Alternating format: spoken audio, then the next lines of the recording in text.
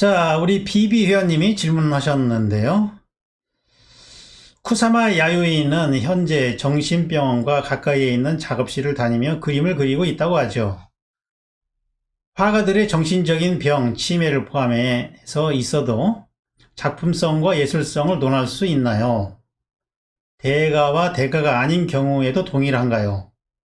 지난주 강의 작가 연구 중에서 안드레아스 에릭슨은 백색 실명을 알았다고 했잖아요. 일시적인 신체 장애로 경험했던 세계가 에릭슨의 회화에 조형적 표현이 되었지만 완치가 되어 또 다른 조형적 언어를 구사한다 해도 어떤 경험도 작가에겐 조형적 수단이 될 수 있고 그것은 작품성과 예술적 관점으로 평가될 수 있다는 말씀인가요? 그렇다면 신체적 장애가 있는 사람은 그림을 그려낸 것과는 어떤 차이가 있을까요? 예로 팔이 없는 사람이 발로 그림을 그리거나 한쪽 눈만 볼 수 있는 사람이 한쪽 눈의 초점을 이용해서 다른 세계를 보았을 때 그의 조형적 표현도 특별한 가치가 있는지 궁금합니다. 예술가들한테 중요한 것은 세계를 바라보는 독특한 관점이죠.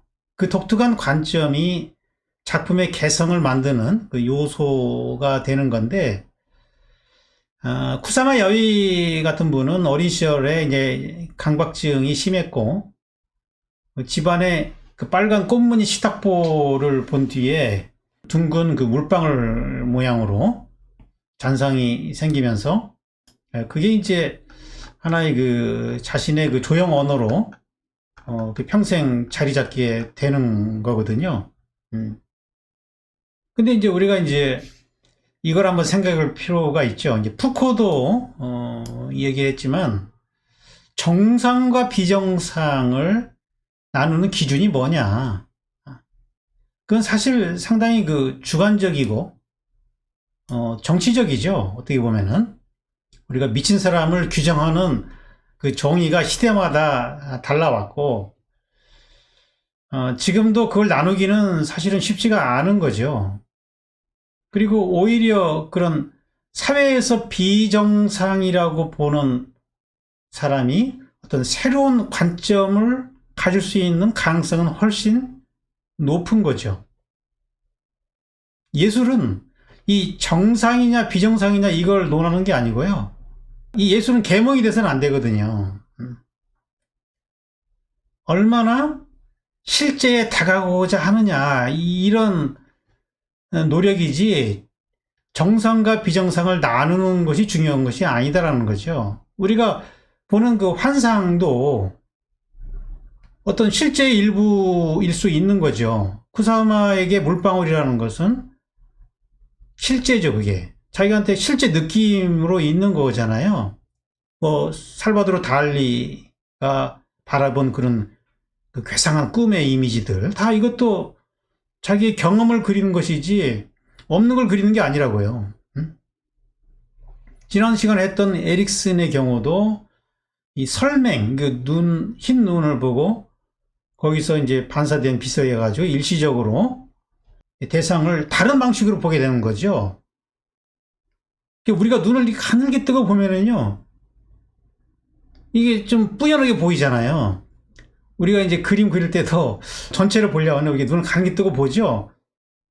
평상시에는 눈을 크게 뜨고 보기 때문에 세부적으로 보이지만 눈을 가늘게 뜨고 보면은 그게 잘 안 보이기 때문에 그걸 비정상으로 볼 수 있지만 가늘게 뜨게 보면은 전체를 볼 수 있기 때문에 그거는 정상 비정상의 문제가 아니라 다르게 바라보기라는 거죠. 다르게. 이 세상의 다른 모습을 보는 것이지 그거를 비정상이라고 말하기는 어렵다는 거죠.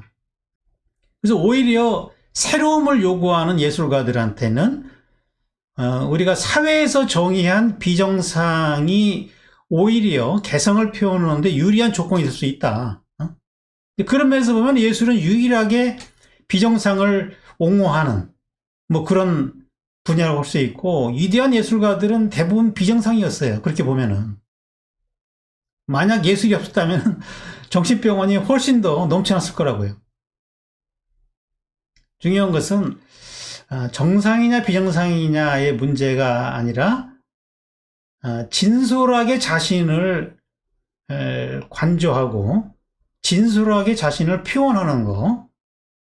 그래서 나를 바라보는 진짜 나를 회복시키는 거. 내가 고통스러운 게 아니라 그 고통스러운 나를 바라보는 관조자의 입장에 서는 거. 그때 우리는 나의 순수의식으로서 나의 본래 모습을 잠깐이나마 체험할 수 있다는 거죠. 그것이 저는 그 예술의 길인 것이지, 우리 사회가 정의하는 정상과 비정상의 그런 분류 체계라는 것은 예술에서는 큰 의미가 없다고 보여지는 거죠. 그래서 어떠한 신체적인 장애도 예술에서는 장점이 될 수 있다. 그래서 작가들도 일부러 왼손으로 그린 작가가 있고요. 일부러 발로 그린 작가도 있어요. 왜냐하면 기교가 자꾸 익숙해지면은 이게 상투적으로 되거든요.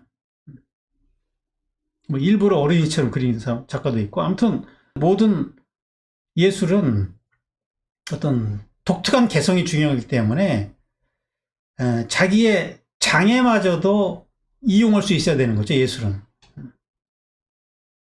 근데 그거를 감추려고 그러면 예술이 안 되겠죠. 누구한테나 장애는 있어요. 우리가 정신병원의 기준을 우리가 지금 굉장히 관대하게 잡아서 그렇지, 기준을 달리 잡으면은요, 병원 갈 사람들은 무지 많아요. 누구나 다 어떤 내적인 장애들을 갖고 있는 거죠. 근데 우리 사회는 그거를 비정상이라고 보기 때문에 그걸 자꾸 감추려고 그러죠. 나의 약점을 드러낼 수 없잖아요. 근데 예술은 그렇게 접근하면 안 되는 거예요. 예술은 그거를 활용해야 되는 거예요. 오히려 그걸 이용할 때 자기 거기서 개성이 나오는 거거든요. 그래서 모든 예술가들이 보면은 그런 용기가 있는 작가들이에요. 자기의 장애를 장점으로 활용할 수 있는 작가가 좋은 작가가 되는 거죠. 이게 이제 예술만이 누릴 수 있는 하나의 특권 같은 거다, 이렇게 말할 수 있을 것 같습니다.